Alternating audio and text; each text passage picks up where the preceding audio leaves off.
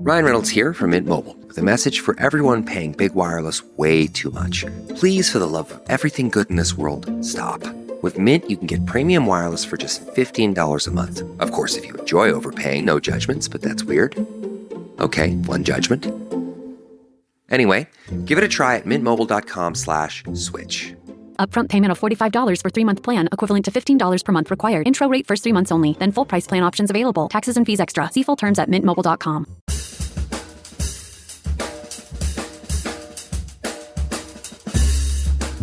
I mean, no one plans to get sick, and yet, here we are. My name is Matthew Zachary. A quarter century ago, I was given 6 months to live with a diagnosis of terminal brain cancer.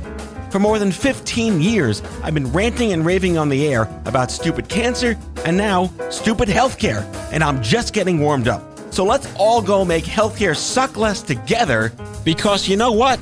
We're all out of patience. Hey, that's the name of the show. Hello, folks. Welcome back to Out of Patience. This is Matt. I got a good show for you today. My old friend, I don't mean old, like just like we've known each other a while, and she's super epic. Erin Moriarty Wade is a freelance writer in healthcare. She's a young adult caregiver to her daughter with an autoimmune disease. Her background is an on-air reporter and weekend anchor for several news stations, and she's been reporting on issues in healthcare ever since. Her middle child, Ansley, was diagnosed with a rare condition, took months to figure out. She's doing really well these days. You're going to hear all about that incredible story, but more along the lines of the whole conversation of healthcare communications. Does it work? How does it work? What does it mean? Can healthcare speak person, a common theme on Out of Patience? And life hacks for moms and dads when you go beast mode just to help ensure the welfare of your sick child. It's a really authentic conversation today, folks. Enjoy.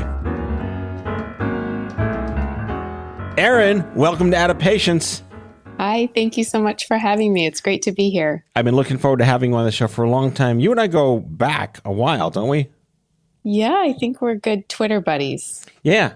I mean, I joined Twitter in like '08. I might have been like, I don't know, the earliest adopter I knew in healthcare, because I was running Stupid Cancer, like, oh, what's this Twitter thing? Let's figure this out. And who knew? That is early, yeah. I'm not sure actually what year I got on there, but I didn't love it at first. And then I started really getting into it when I sort of found the healthcare community. And all of a sudden it like hit me that this was an amazing place to be. Well, I want to start there. I don't get to talk to a lot of, weekend anchor, on-air reporter, journalist people on this show, whether it's former or current. So you have another lifetime ago. Yeah, but you have this incredible backstory perspective on communications, which, by the way, it's what you studied. So you're one of those rare people that did what you went to college for. Yeah, I guess so. So I want to learn more about what it was like to get into journalism. And I mean, I've done live TV. I can't stand it, but to be an anchor, that's a lot of work, right? Yeah, it was. That was a tough gig. And the interesting part about that was it was a very small market. So we did everything. We carried our own cameras. We shot our own stories. We edited our own video. It's called One Man Band. And it was a pretty intense experience, but it was a lot of fun and learned a lot. And then went back to being a newspaper reporter after a few years. So we're talking today on the show, and you're used to interviewing people like me, not being interviewed by people like me. Channeling that inner sort of weekend anchor, there's an incredible TikTok channel of an anchor, a woman who holds like this fake microphone outside her kid's bedroom when he's crying and screaming. And she's like, reporting live right now. Tyler seems to be having a shit fit. Back to you in the studio. Oh my God, that's so funny. Does that happen? You just feel like you want to look into a camera that doesn't exist and ask the world to help you? Probably many times. I think all parents need to call in for reinforcement sometimes. So what were some of the things that you reported on back then? Pretty much anything that happened anywhere at any time. It could be, a lot of crime and grime.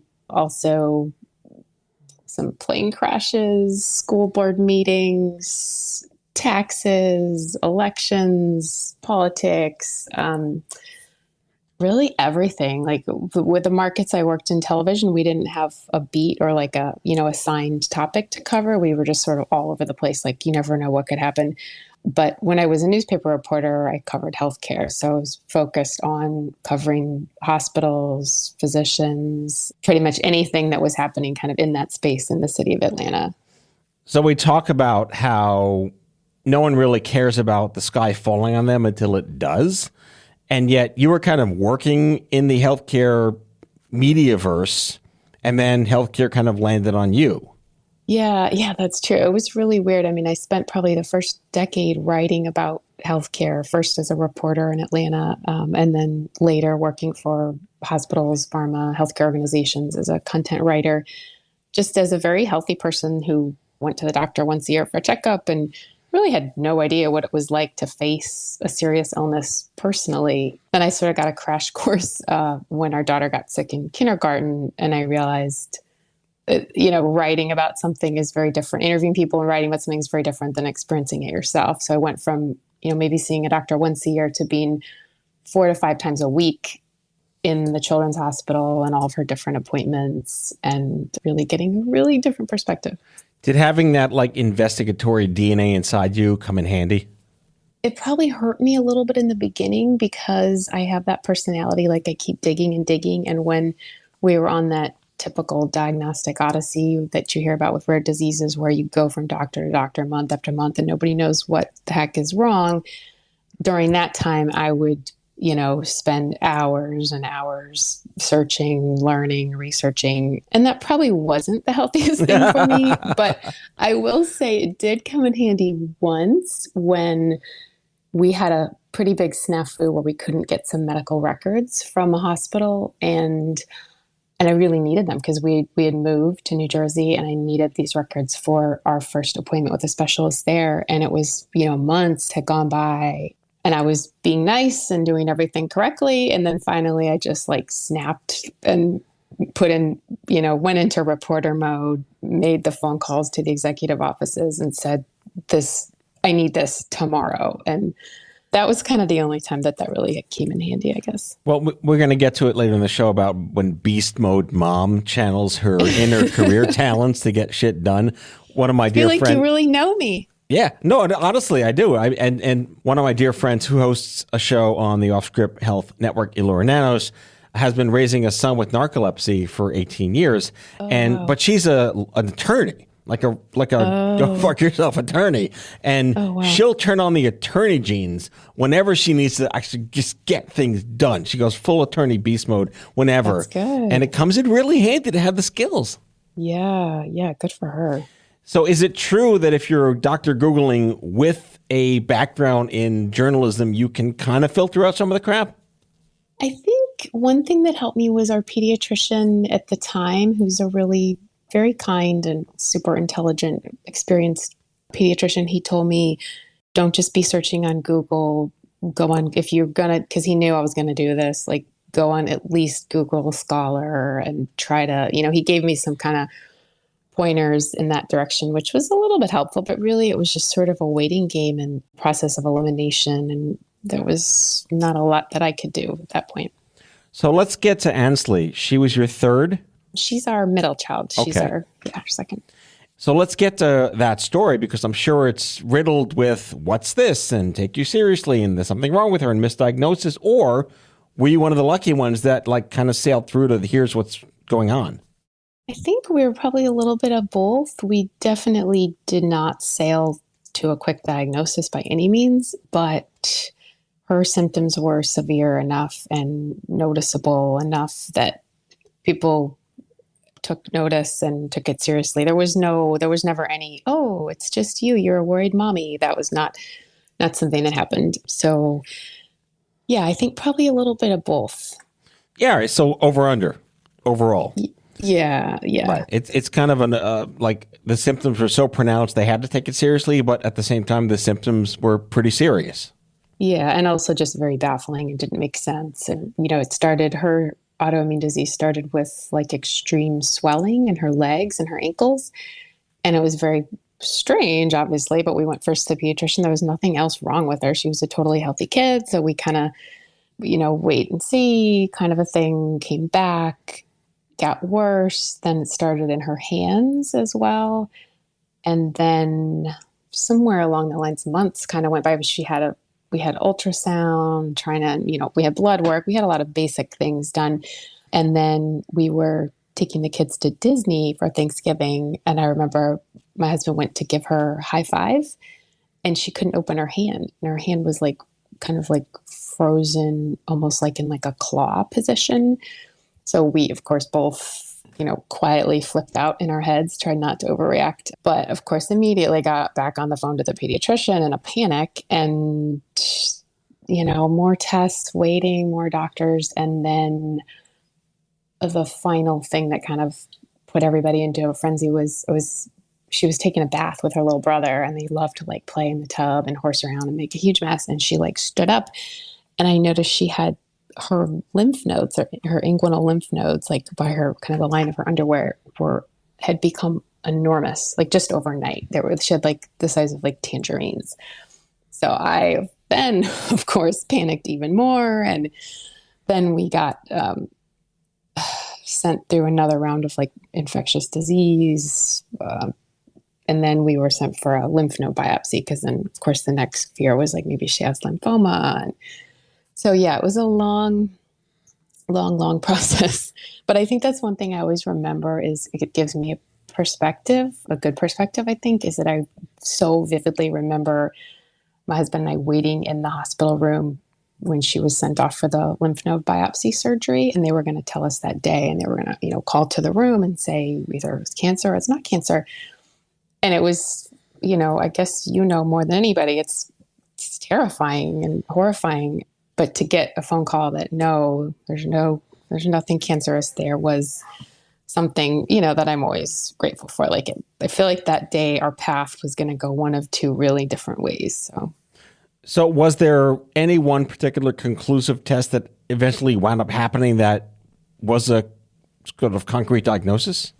Well, it's a clinical diagnosis and there's not like a genetic marker or anything specific that they can say you have this. It's more of a physician looking at like all of your symptoms, your blood work, like an overall picture of what's going on with you. So that was what we eventually got. But what was interesting, and, I felt very lucky because I had the healthcare background.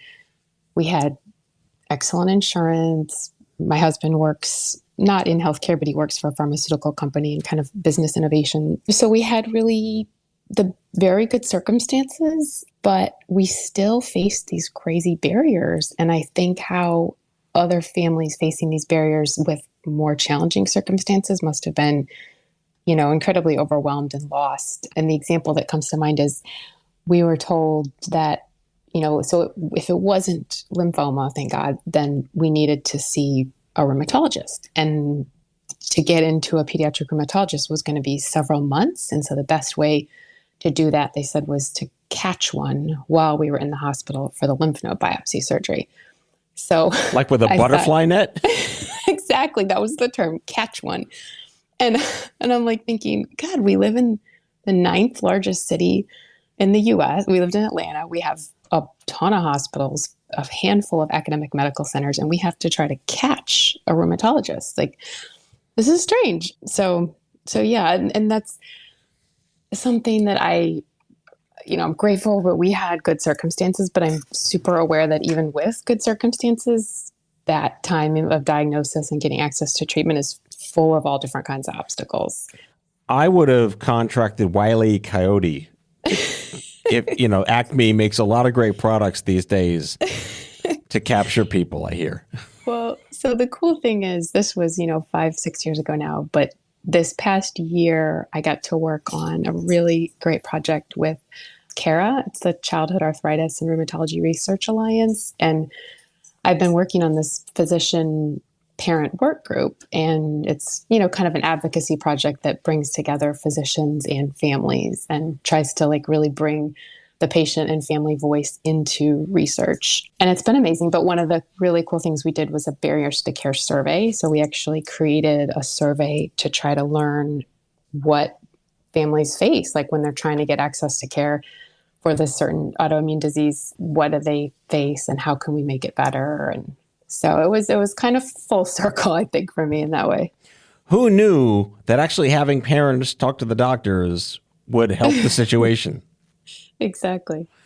It's so bizarre because I talk about it this way, and you're going to nod your head on the radio here, but healthcare is kind of a supply-only economy. We don't kind of pre-research getting in there for all the wrong reasons, and you're at the mercy of a system. But like at the end of the day, you're not even the end user. Your daughter's not the end user. The doctor's the end user. So how do you make autonomous decisions when you're not even able to talk to the other end user, which is the doctor, right?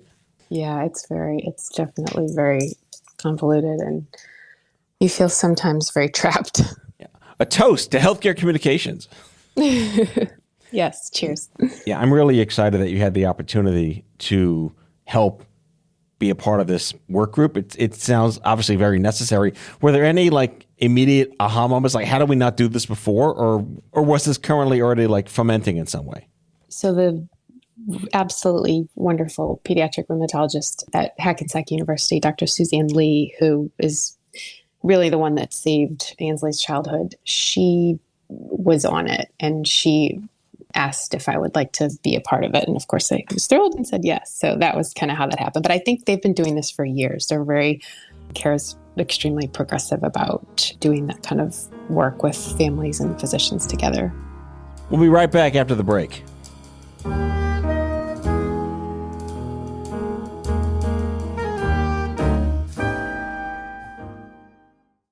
Craving your next action-packed adventure? Audible delivers thrills of every kind on your command, like Project Hail Mary by Andy Weir, where a lone astronaut must save humanity from extinction, narrated with stunning intensity by Ray Porter. From electrifying suspense and daring quest to spine-tingling horror and romance in far-off realms, unleash your adventurous side with gripping titles that'll keep you guessing. Discover exclusive Audible originals, hotly anticipated new releases, and must-listen bestsellers that hook you from the first minute. Because Audible knows there's no greater thrill than the one that speaks to you. Discover what lies beyond the edge of your seat. Start your free 30-day trial at audible.com/WonderyUS. That's audible.com/WonderyUS. Are you looking for a new job or want a career change? Look no further than Monster.com. Need a little help standing out? Our expert resume writing services will make sure you shine. Want to brush up on your interview skills? Engage with our AI interview prep tool. Want some advice on negotiating your new salary? Visit our salary tools and extensive library of career advice articles, and you'll have all the tips and tricks you'll need to succeed. Visit Monster.com today and take the first step towards your career. Monster.com. Find your right job fit.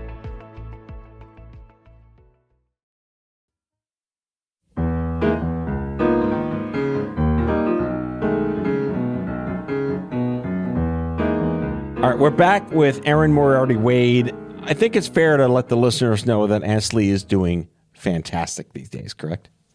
Yeah, she's doing pretty well. She still has some joint pain and she has some skin issues as well from her autoimmune disease. It's a form of scleroderma, by the way. I don't know if I mentioned that.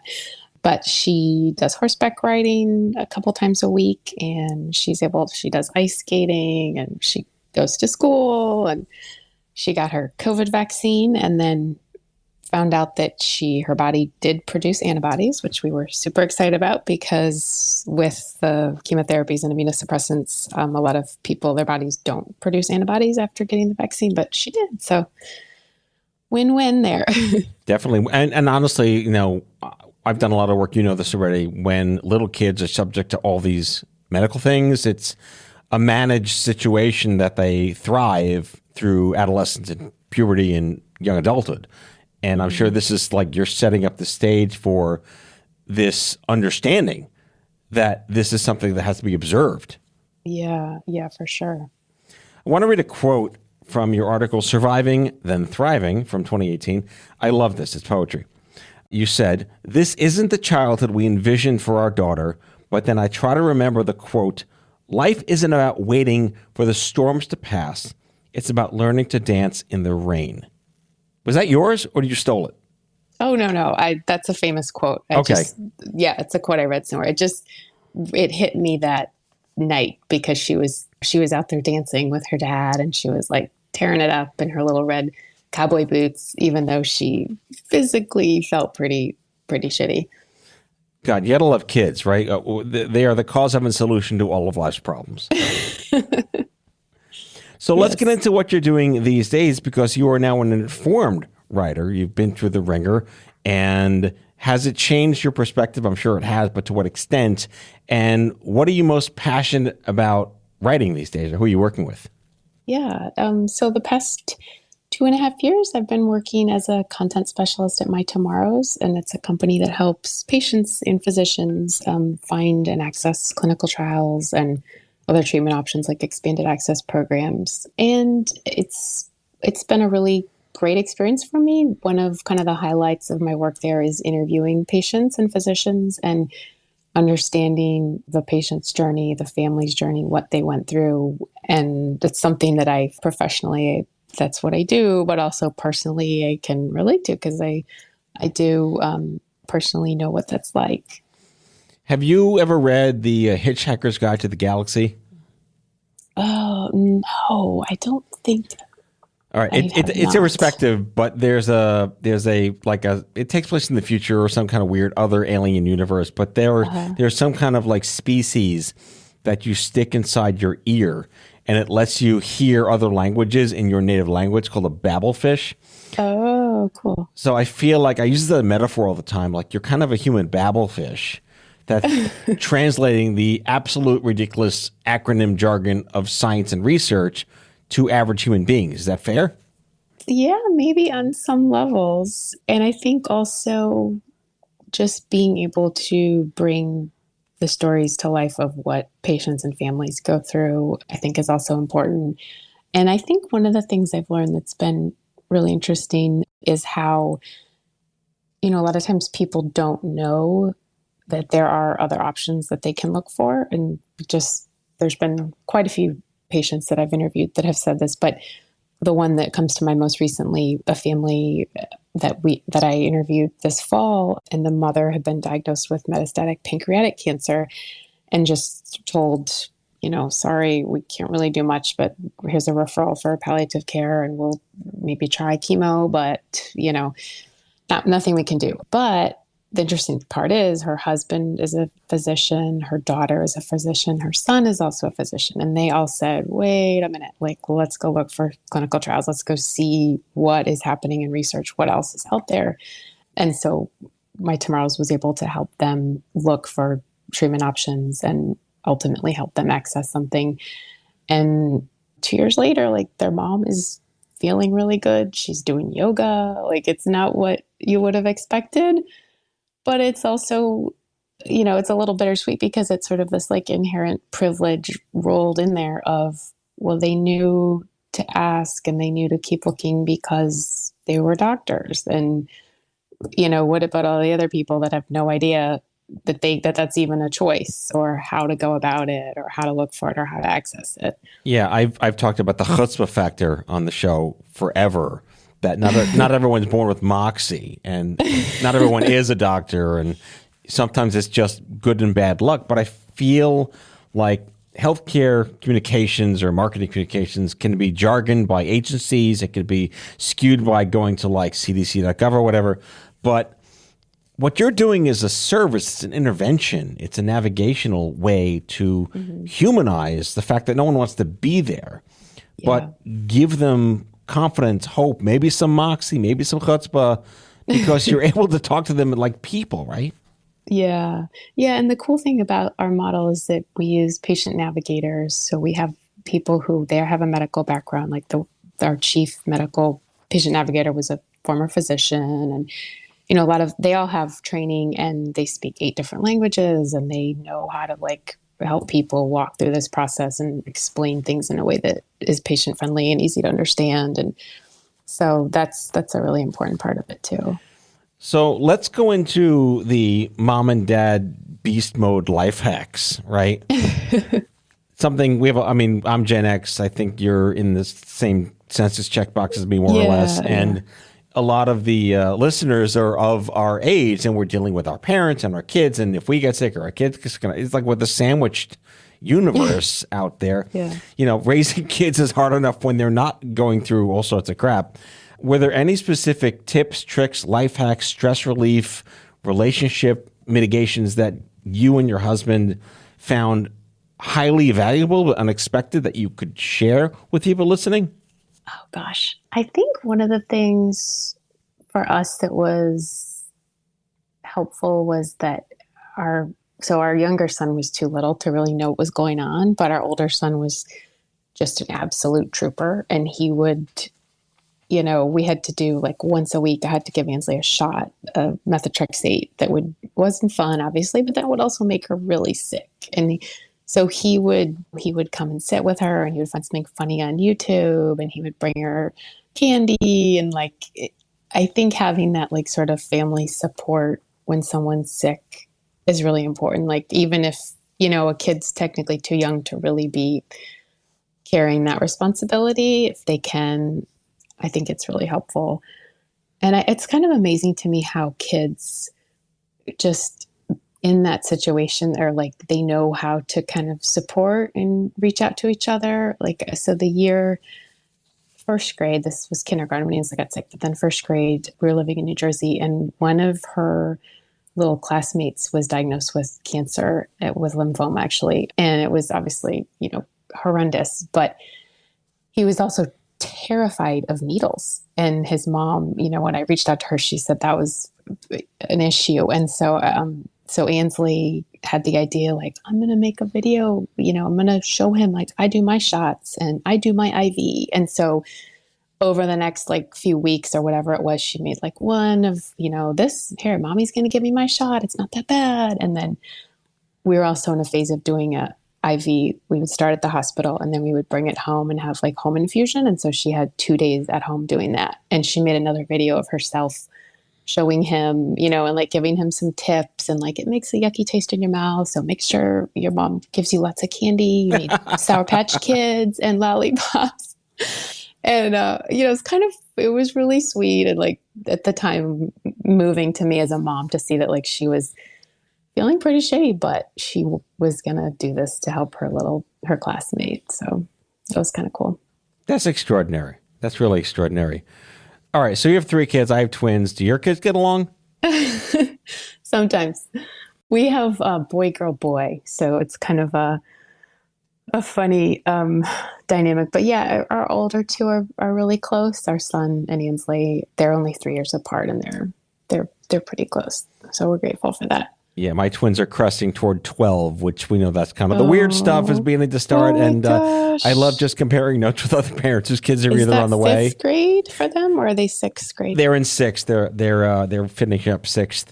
Okay, same as Ainsley. Yeah, that's a tough year. You go from being like little kid romper room in elementary school to all of a sudden the teen stage. Yeah, and honestly, this is a time. This show will air in a couple of weeks from taping, which is, what are we, early March now?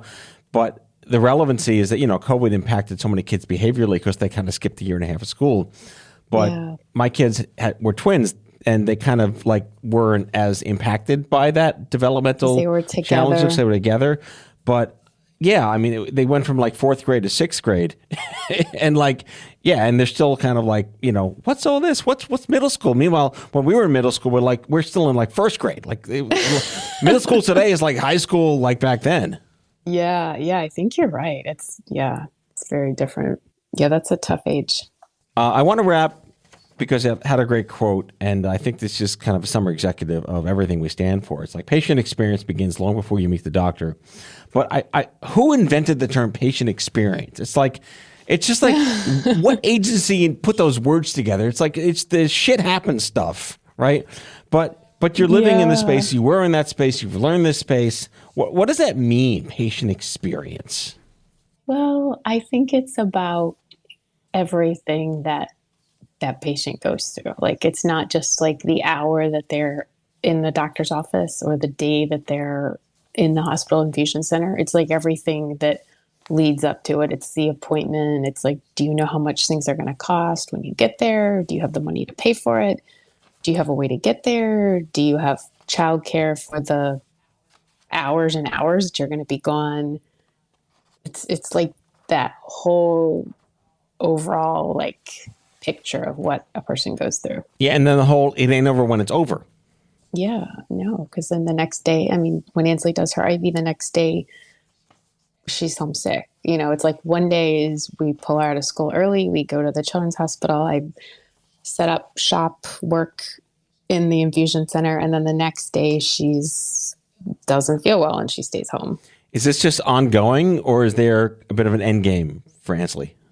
They'd hoped that she would be in remission by now, actually, but she's not. But she's, you know, it's managed, and she's, you know, she's very, for the most part, able to do what she wants and needs to do. So, Well, she's got a baller mom and a baller dad. and also it's good that you had this timing because I don't know if you know this, but it's Autoimmune Awareness Month. So got to give a shout out for that and all the other families dealing with autoimmune disease. That is true. And it was Rare Disease Day like 2 weeks before this taping. So yeah, that's true. That's true. That was we got to call them out when they're out, and it really matters. All right, Erin Moriarty Wade, you didn't get to channel your inner news anchor voice. I'll forgive you for this one, but I expect it on the next time you're on the show. Okay, I'll dig up some old reels for you. Yeah, freelance writer who's writing focused on topics in healthcare. Healthcare landed on her and her family. As a reporter, she's covered everything from AIDS, Southeast Asia hospital competition in Atlanta. She does writing for healthcare organizations and is currently working for the Childhood Arthritis and Rheumatology Research Alliance. Lots of acronyms, CARRA. We'll put a link in the episode description. Anything else? You are on Twitter at, what is it? E Moriarty Wade. We'll put that link in the description as well. What do you tweet about? Mostly healthcare and sometimes my crazy children and my unruly dog. I'll allow it. Fantastic. Erin, thank you so much for coming on Out of Patience. Thank you so much for inviting me. It was really a pleasure to talk with you and an honor to be on your show. That's all for now. If you like the show, be sure to subscribe, leave a review on Apple Podcasts, follow us on social, and tell all your friends to listen. Tell us what you'd like Matthew to cover in his next episode by leaving a message for us at 855-AUDIO-66, and we might just use it in a future show. Out of Patience is a product of Offscript Health. We are a healthcare engagement company built for patients and caregivers by patients and caregivers. Our executive producers are Matthew Zachary and Andrew McDowell. Our senior producer is Betsy Shepard. Our host is Matthew Zachary. It is recorded, mixed, and edited by Betsy Shepard. For advertising and media inquiries, email media@offscript.com. That's media@offscript.com. For more information, visit offscript.com.